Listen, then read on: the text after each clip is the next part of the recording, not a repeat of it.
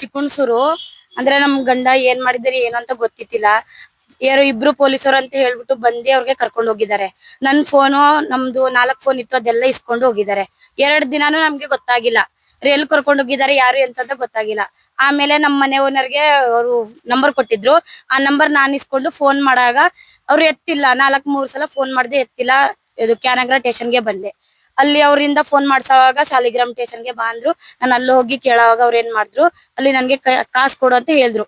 ನನ್ನ ಹತ್ರ ಕಾಸಿಲ್ಲ ಅಂತ ಹೇಳೋವಾಗ ಅವ್ರ ಏನೇಂದ್ರು, ನಿಮ್ ಹತ್ರ ಇರೋದು ಒಡವೆನೆ ಅಡ ಮಾಡಕ್ ಬಿಟ್ಟು ನನ್ಗೆ 30,000 ಕೊಡು ಅಂತ ಹೇಳಿದ್ರು. ಅವರು ಬಸವರಾಜು ಸರ್ ಅಂತ ಪೊಲೀಸರು.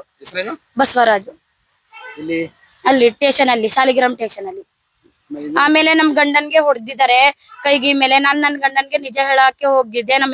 ನಮ್ ಗಂಡದ್ರು ಅವ್ರ ಫೋನ್ ಕೊಡು ಅಂತ ಹೇಳುವಾಗ ಅವ್ನಿಗೆ ಕೈ ಮೇಲೆ ಕಾಲ್ ಮೇಲೆ ಏಟ್ ಕೊಟ್ಟಿದ್ದಾರೆ. ಗಾಯನೂ ಆಗಿದ್ದಾರೆ ಅವ್ನಿಗೆ. ಕೋರ್ಟ್ ಅಲ್ಲಿ ಅದೇ ನಾನು ಹೇಳಿರೋದು ಮತ್ತೆ ಎಲ್ಲ ಹೋಗಿ ನಮ್ಮ ಯಜಮಾನ್ರು ಕೊರೆಟ್ ಜಡ್ಜ್ ಮುಂದೆ ಹೇಳ್ಬಿಟ್ಟಿದ್ದಾರೆ. ಅದೇ ಜಡ್ಜ್ ಅವರು ಇವಾಗ ತಗೊಳ್ತೀನಿ ಅಂತ ಹೇಳ್ತಾ ಇದ್ದಾರೆ ಸರ್.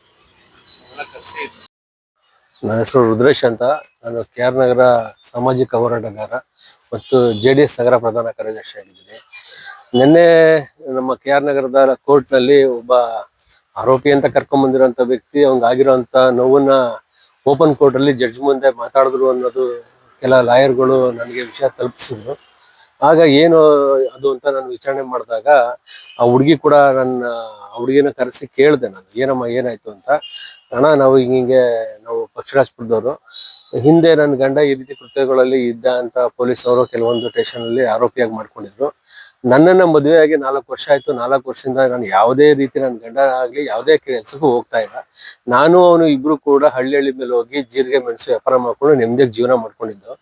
ಆದ್ರೆ ಈಗ ಸ್ವಲ್ಪ ದಿವಸದಲ್ಲಿ ಏಕಾಏಕಿ ನಮ್ಮ ಮನೆಗೆ 4 ಜನ ಪೊಲೀಸವರು ಬಂದು ನಮ್ಮ ಮನೆಯವ್ರನ್ನ ಹಿಡ್ಕೊಂಡು ಕರ್ಕೊಂಡು ಹೋದ್ರು. ಆ ಟೈಮಲ್ಲಿ ನನ್ನ ಫೋನ್ ಯಾರಿಗೋ ನನ್ನ ಮನೆ ಕಡೆಯವ್ರಿಗೆ ಫೋನ್ ಮಾಡ್ತಾ ಇದ್ದಲ್ಲಿ ನಂದು ಫೋನು ಎಲ್ಲಾರ್ದು ಒಟ್ಟು 4 ಫೋನ್ ಕಿತ್ಕೊಂಡೋದ್ರು.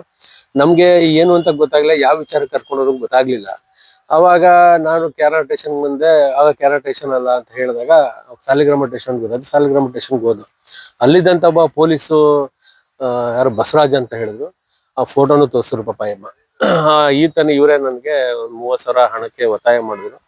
ಹಣ ನಮ್ಮ ಹತ್ರ ಇಲ್ಲ ಅಂದಿದ್ದಕ್ಕೆ ಹಾಕೊಂಡಿರೋ ಓಲೆನುವೆ ಕೈಯಲ್ಲಿರೋ ಉಂಗುರನು ಮಾರ್ಬಿಟ್ಟು ತಂದ್ಕೊಡು, ನಿನ್ ಗಂಡನಿಗೆ ನಾನು ಬಿಡಿಸ್ತೀನಿ ಅಂತ ಹೇಳಿ ಒತ್ತಾಯ ಮಾಡಿದ್ರು ಅಂತ. ಆ ಟೈಮಲ್ಲಿ ಹುಡುಗಿ ಕೈಯಿಂದಾನೇ ಎಳೆದು ಫೋನ್ ಎಲ್ಲ ಕಿತ್ಕೊಂಡಿರೋದು ತಪ್ಪು. ಅವರು ಒಬ್ಬ ಪೊಲೀಸ್ ಮಾಡೋದ್ರಿಂದ ಇಡೀ ಪೊಲೀಸ್ ಅವ್ರಿಗೆ ಕಪ್ಪು ಚುಕ್ಕಿ ಆಗುತ್ತೆ ಪಾಪ.